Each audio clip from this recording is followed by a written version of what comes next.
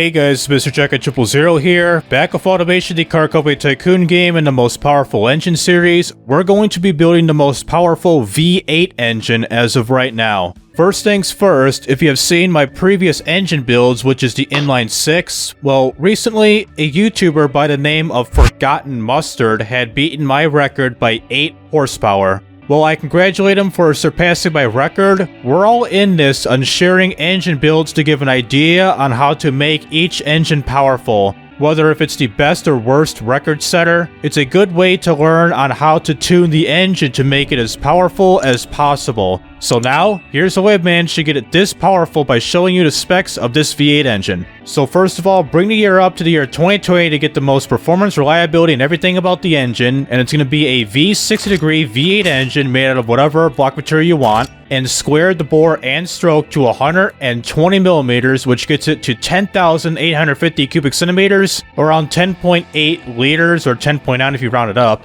with dual overhead cam 5 valves made out of whatever head material you want. For the crank conrods and pistons, you probably know the drill. Billet steel crankshaft, lightweight titanium conrods, and regular forged pistons. And do set the quality to plus 15 to get the most out of this engine. Reliability, performance, and everything. For the compression, you bump this up barely to a 9.9 to 1 ratio. Cam profile set to a 92 right here, and VVT at all cams. For the turbocharger, of course, can be one of ball bearings with the inner core set to 52,060 horsepower, 5260 horsepower. Compressor maxed up to 101 millimeters. Turbine at 90 millimeters. Air ratio at 1.40, and the max boost at 42.9 psi. If you would bump this up to like 43.1 or beyond, you're going to be losing a tad amount of torque with this engine. So to get the most optimal power and torque with the engine of the turbocharger, set it to 42.9 psi. For the fuel system, of course, got to be the one with direct injection, throttle per cylinder race intake running on ultimate fuel. The fuel mixture set all the way up to a 10.0. The ignition timing set to a 79.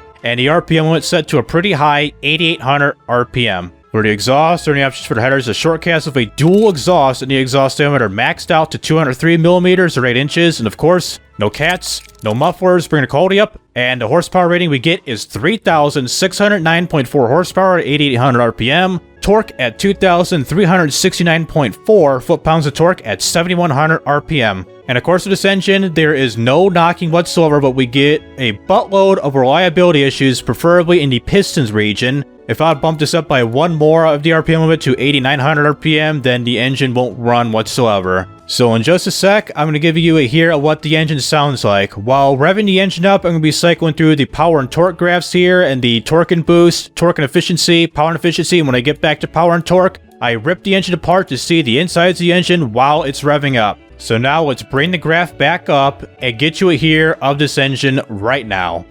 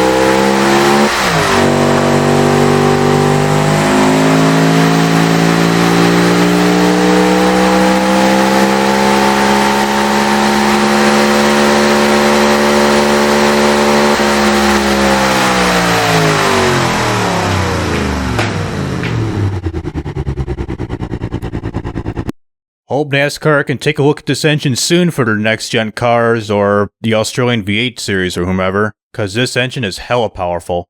So that'll do it with Automation the Car Company Tycoon game with this powerful V8 engine. It's a big step up from my V6 engine, which was my previous build. That got up to roughly 2,955 horsepower. It's quite a significant difference when you compare the two. Not only that, this marks the halfway point of the V engines that are left for me to break records. Just the V10 and 12 are the only ones left. So look out for those two engines coming up in the near future. So this has been Mr. Jack and 000. I'll see you in the next video.